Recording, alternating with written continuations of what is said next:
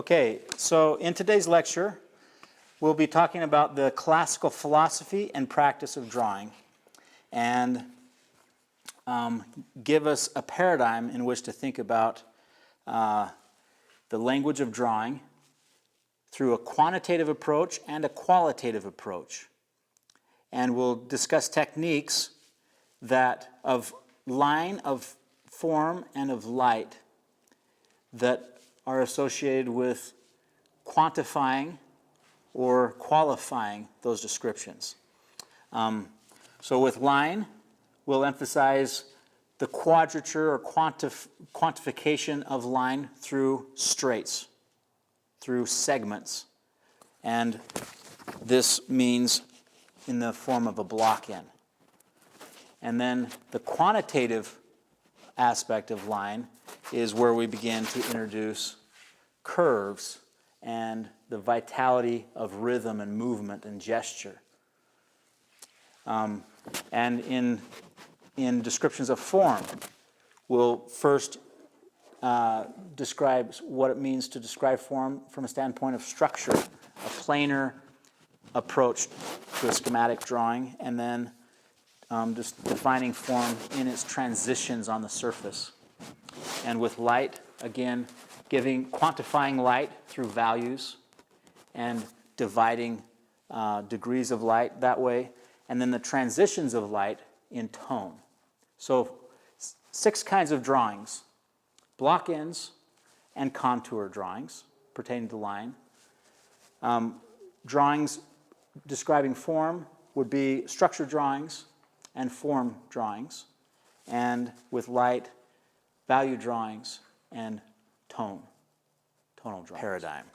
Okay, so we're going to begin with the philosophical parameter in which we'll talk about the fundamentals of drawing.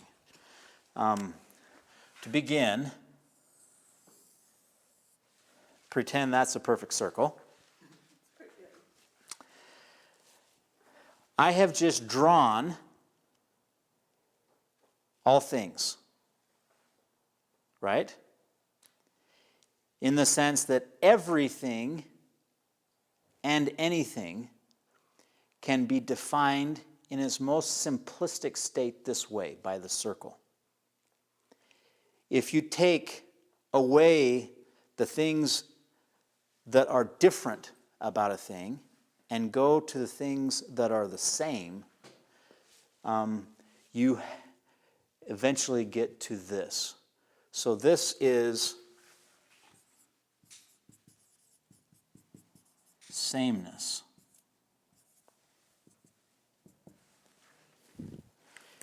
In the sense that everything about a circle is sameness. There's no one part of a circle that is distinct and different. Right? Every part of the circle is the same with every other part. And in the sense of this being the same as all things, if you strip anything or all things of their differentness, all things can be reduced down to essentially this idea. And this is just an idea, conceptual, symbolic representation, right? So what are the attributes once you get down to the circle? What are the attributes of all things as defined by the circle? What does the circle have? What is the circle? It's continuous. It's continuous. Yes, so there's continuity, right? In the whole, there's unity, right?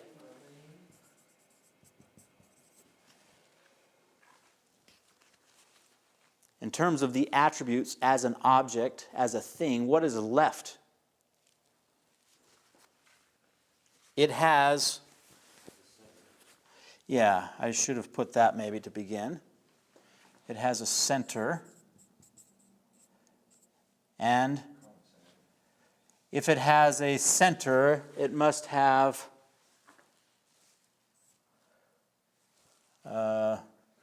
we'll call it a boundary or a surface.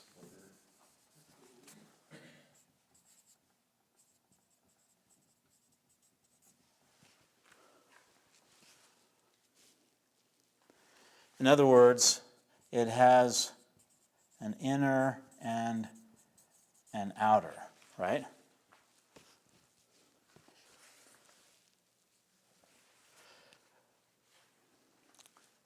Any other ways to reduce this or to describe this reduction of all things? If we think just in these terms right here, and we try to define the character of this by the relationship between these two aspects. In the case of the circle, we get this symbol, which is really a ratio between these two things, called pi, right? So what is the definition of pi? 3.14 is the numeric expression of pi. What is pi? What is the definition of it? No pi jokes. It's how you find the outer measure. Okay, so it has an outer measure and An inner. so it's the ratio between the inner and the outer, or described literally with a circle, it is the ratio of the, well, I'll write it this way. Diameter to the circumference. So it's the diameter is this, right? Right through the middle. And the circumference is all the way around the outer, right? So it's the inner to the outer, right? So that's what pi is. It's the ratio between the inner and the outer. Now, some philosophers will say, actually, 2 pi is that ratio because the inner is really defined by going from the surface to the center. And that's the radius. But to go through the hole is the diameter, right? To go the span of the inner realm is the diameter, right? But when we're talking about piercing from the surface to the center, that's the radius. So that would be 2 pi.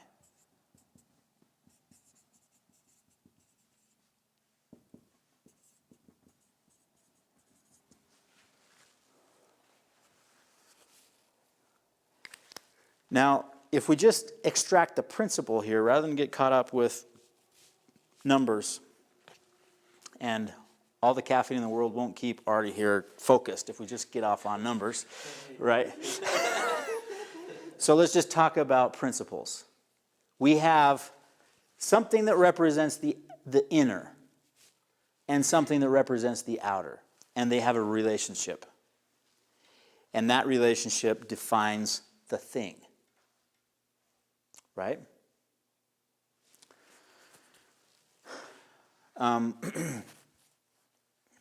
Now, let me do this. What have I drawn here? A line. We're pretty smart as artists, right? We do know about these. So it's a line. Now a line, let's call it a segment with endpoints. What are its characteristics? Does it have this?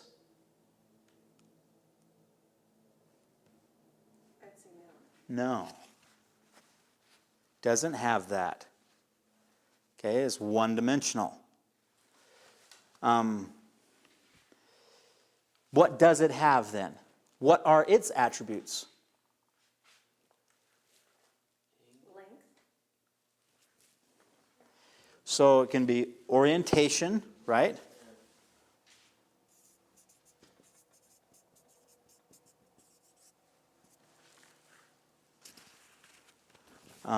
What else? Because it has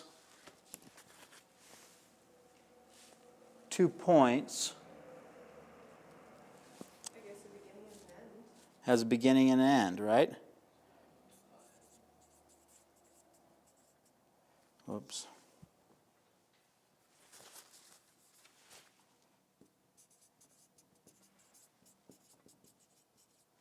In other words, length.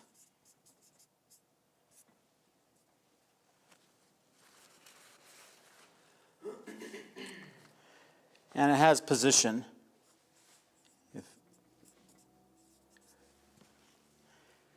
Again, 1 point doesn't really have position, but 2 points have position to each other, right?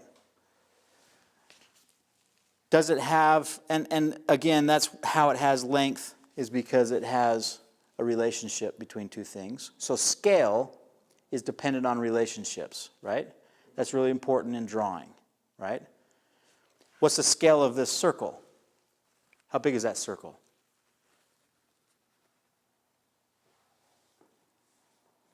If the line and the circle exist in the same realm, in the same world, and I say this is equal to 1 centimeter, then then the size of that circle, contrary to what you might think, is 2.5 centimeters or whatever, right? Or if it's, well, we'll keep to the metric. It's a kilometer.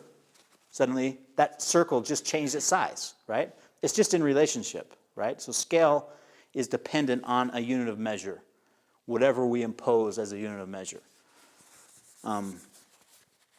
So size or scale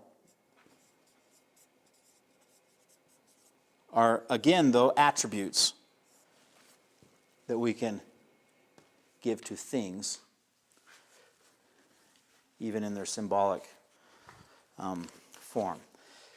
Okay, but what we don't have is an inner and an outer. So what is the implication if now I have a curve instead of a straight line?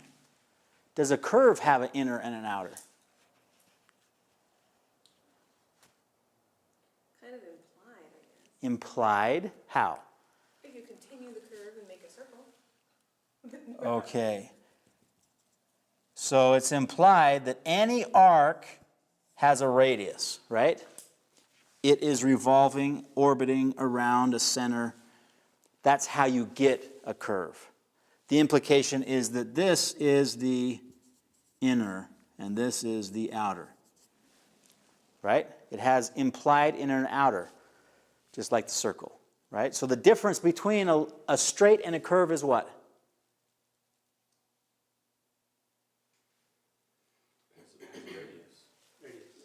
Radius. One has inner and outer, suggests inner and outer, it suggests a center. The line does not suggest a center, it just suggests position and length. Right? Now, because pi is immeasurable, that's the tricky part about the curve, right? It's qualitative in nature, but defies a quantitative approach, right? This is quantitative, it's very measurable.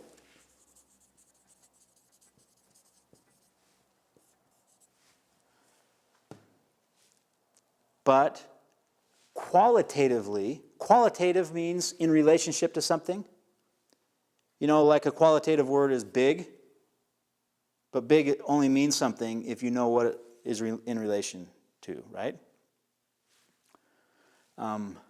Good looking. If I say, I'm really good looking, your standard of good looking just had to change to believe that, right? So whatever your standard is, then you have qualities. You can't have a quality without some relation, or in other words, a standard. So the circle is qualitative. Unity, inner, outer, those are all qualitative attributes because they're in relationship to something. They're relational. Now,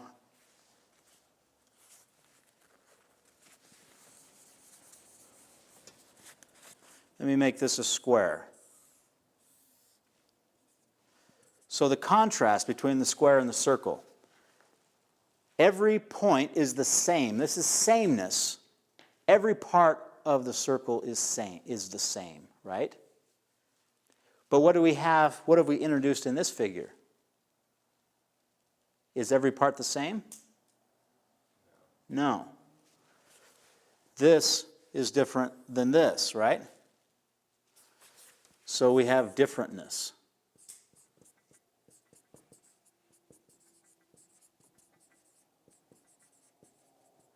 Differentness is intruding on sameness. That's very symbolic of life.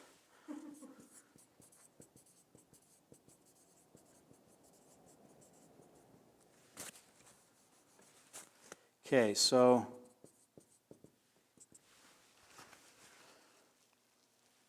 these are emblematic of the square and the circle, and these two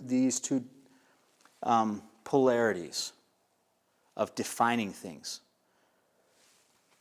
quantitatively versus qualitatively.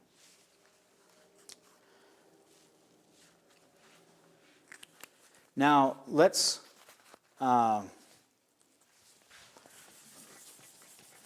look at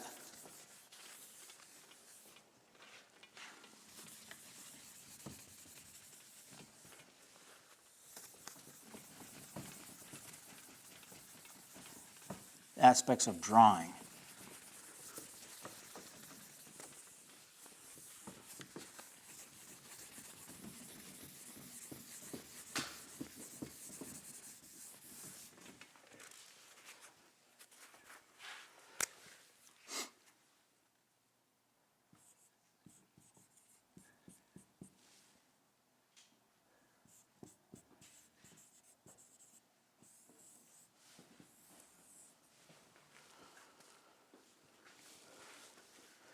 Okay, so with line and form, as in drawing, two descriptors you have. And let's talk about how we use them as descriptors. Number one, in the aspect of line you have quantitative line and qualitative line. We just suggested it by what? The straight and the curve. Right?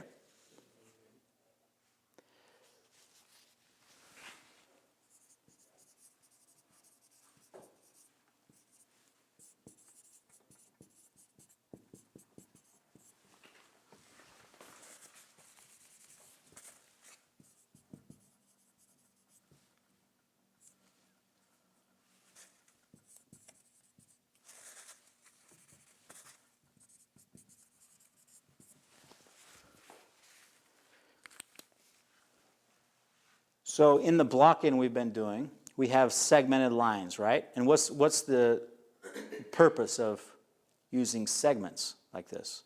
They're measurable. They're measurable, right? They're analytical. They're rational. You have to divide up organic form into rational segmented lines, right? So there's also this division. Division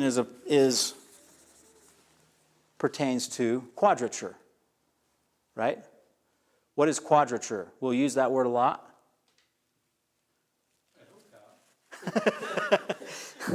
I apologize, but we will.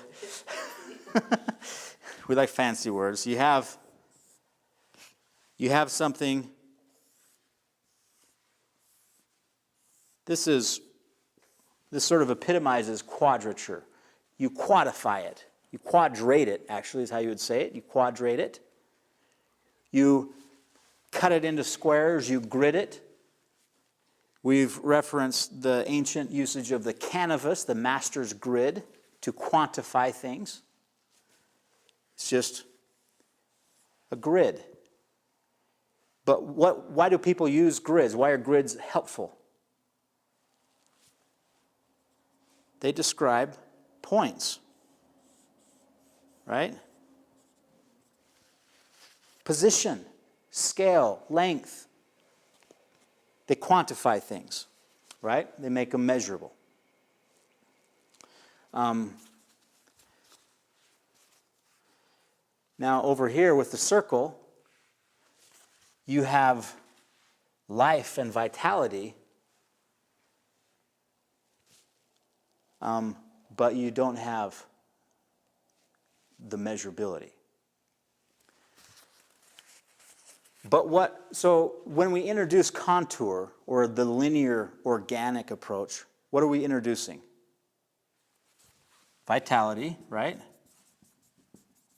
What else? Rhythm.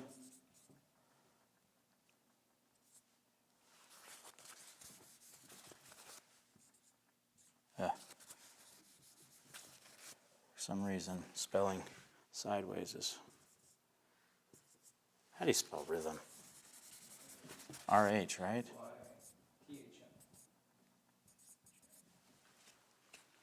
I made that look very wrong. Rhythm, movement.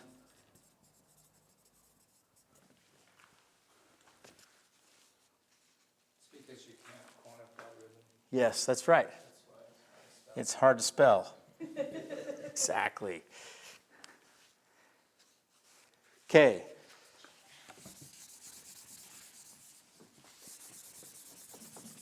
Now on the level of form. What's the difference between line and form?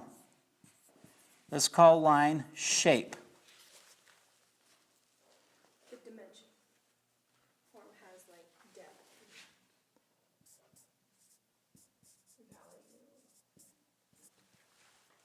Volume, right? Form suggests volume. It suggests this inner three-dimensional at quality. Now, if we look at quantitative form, if we try to quantify form, how do we do that? We could have like a cube. So we'll call it structure. Now your curriculum is going to be organized with these concepts.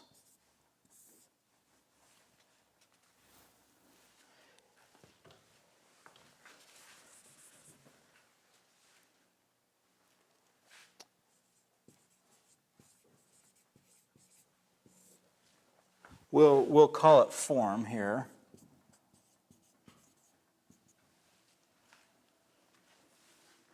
Structure would be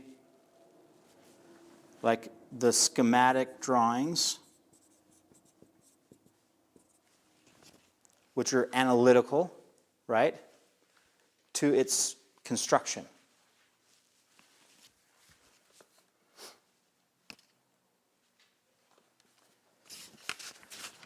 So this could be written, this is generally aligned with anything quantitative, the components and parts. And exponents are qualitative. Exponents as in to expound, and components as in to compound. Right? Compound means to what? compress, to bring two things together, but it also suggests with components that you have two parts to make into parts, right? A compound fracture on a bone suggests that your bone is now two, right? To expound means what?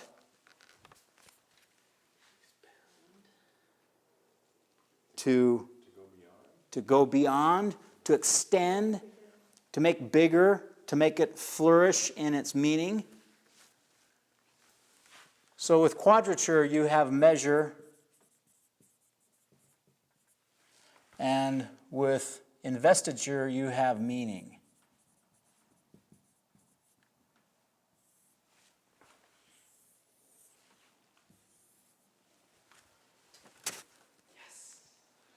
And that's what we want, right?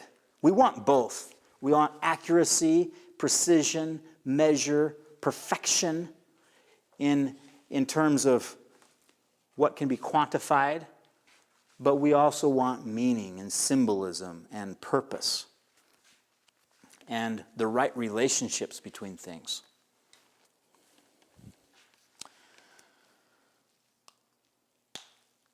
So,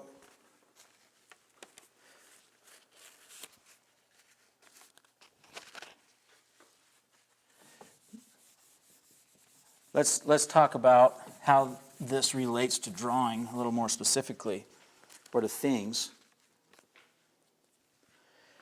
When we're talking form versus line, when we're thinking about line, we're thinking about the surface and the shape of something, right? In other words, the outer. When we're talking about form or volume, implicit is the inner, right?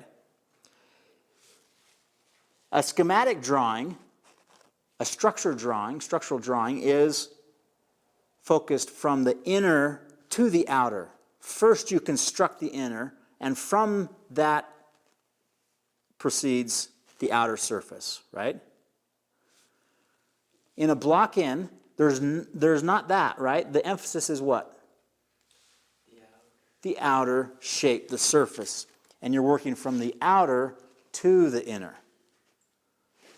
So here you're going from outer to inner, and here you're going from inner to outer. Does that make sense?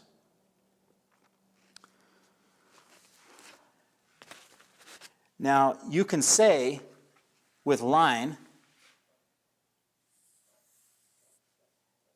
if you have the quantitative and qualitative,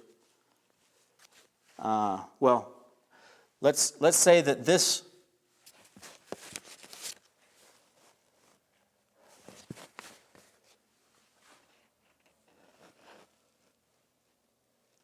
let's call this shape and this volume. Whoops. Where do shape and volume mingle?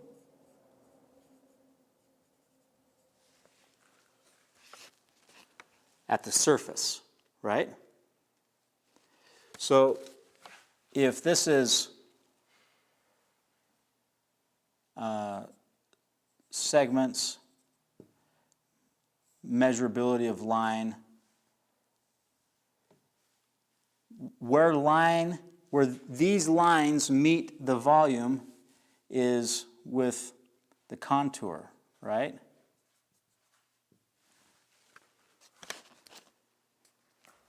And if this is structure here,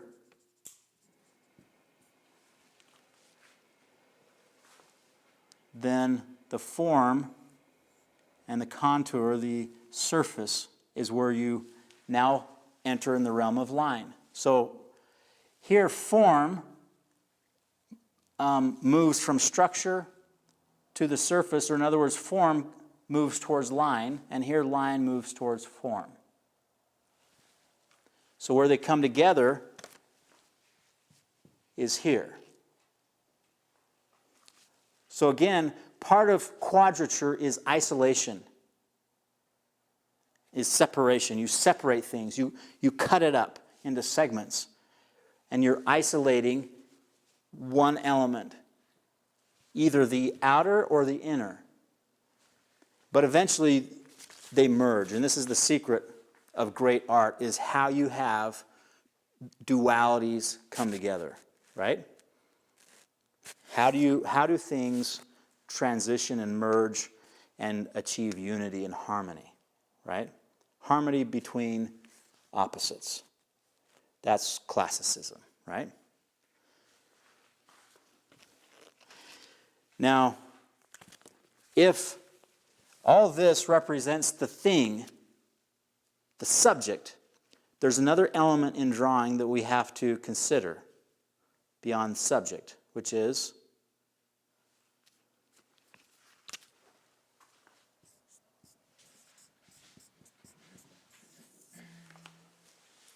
light, right?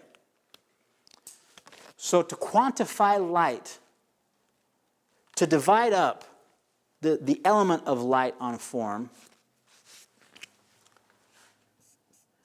we attach values. In other words, these are divisions of shade, right? You're constricting and grouping together by isolating and separating into parts and values. Now here, with transitions between those things, we'll call this tone.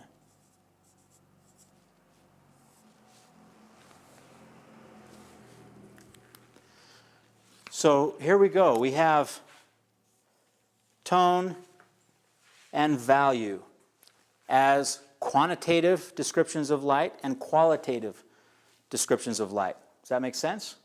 It's qualitative because you have transitions, you have merging, you have unity, you have a coming together.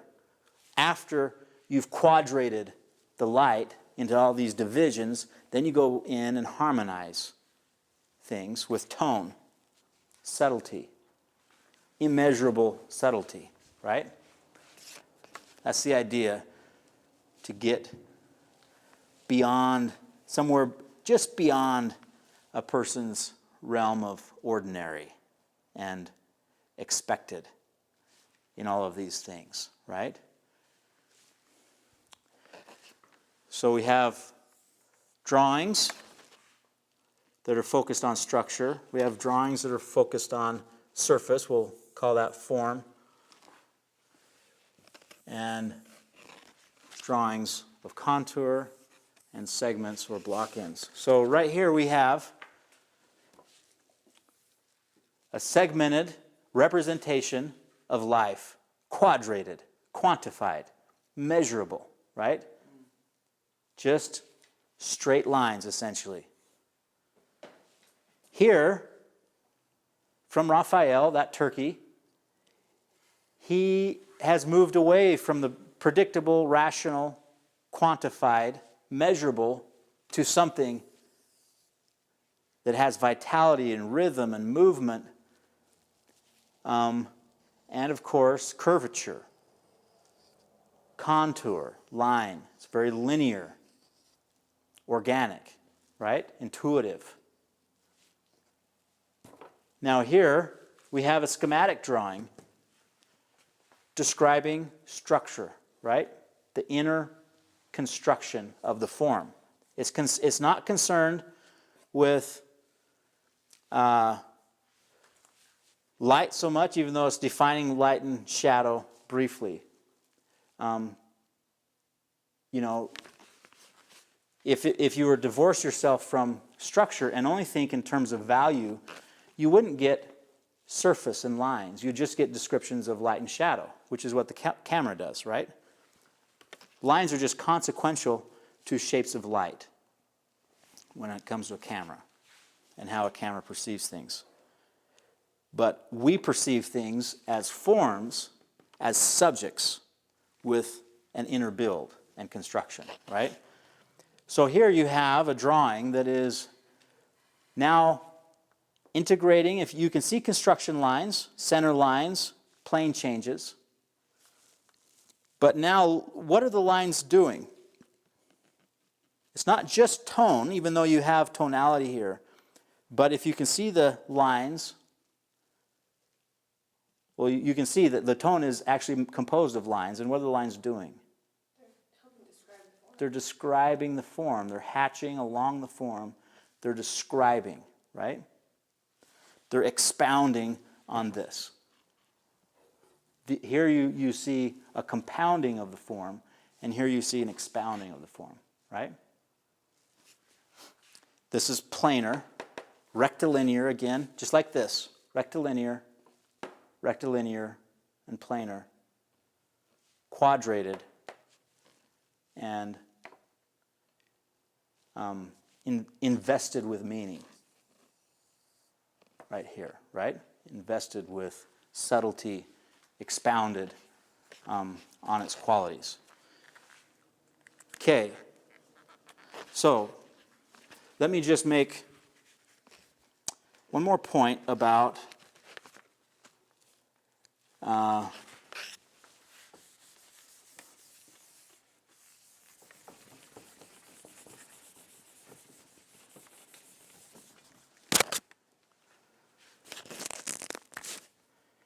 if we have a curve, no, that's not very visible.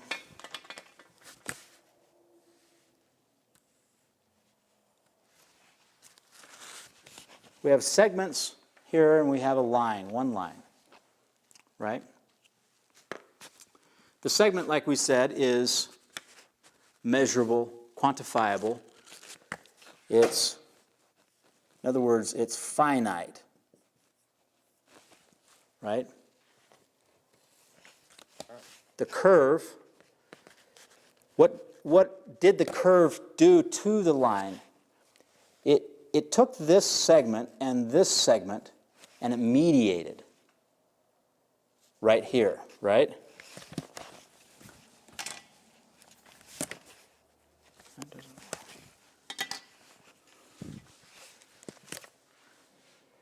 So this right here is a mediation.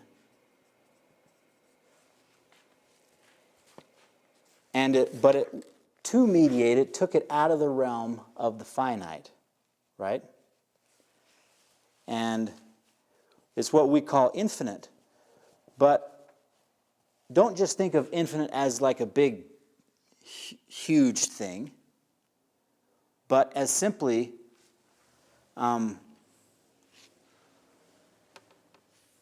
removing measure, or being removed from this realm and mediating into a new realm. It's in a different domain now. Okay, questions or comments? Let me show some examples of drawings. We talked about the block in, the segmented approach to line. Here, another Raphael. Again, you see the linear contours. The emphasis is on rhythm, movement.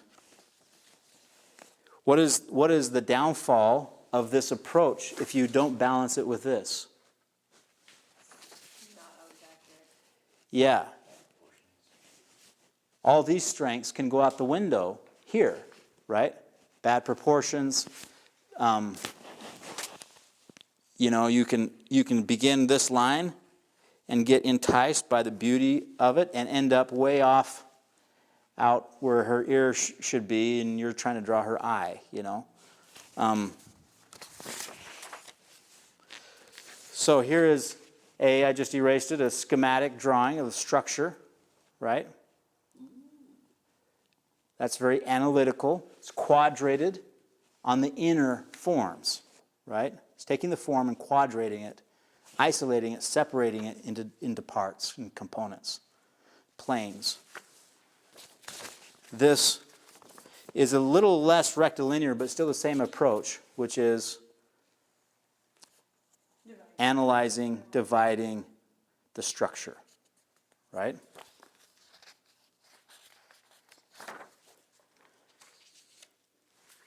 Now, when it comes to light, here we have light, sort of a schematic of light. Instead of a structure, it's of light. In other words, it's separating values and grouping them together and treating them as sort of integers. We have 5 values. 1, 2, 3, 4. What is 3 supposed to be? What is 2?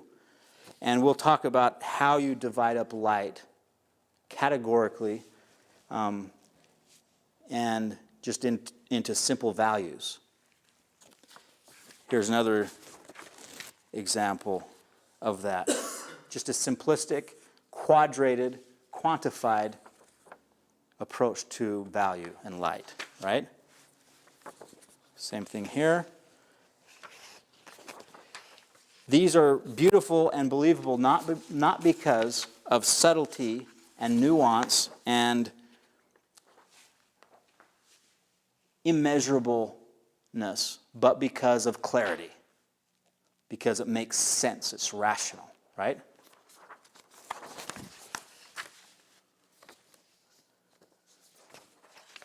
Now you see the difference between these two.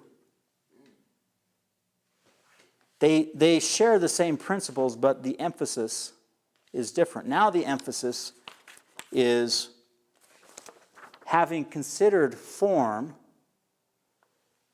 and it's blending both value with form, right? And there's you have transitions here to create the tones between the values.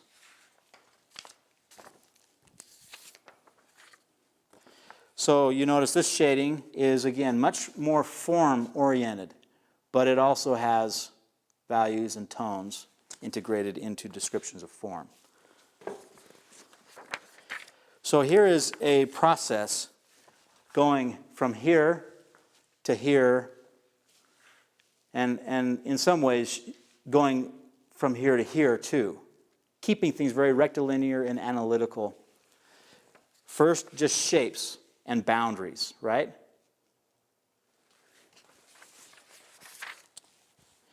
Now it's refining of shapes and also in consideration of structure.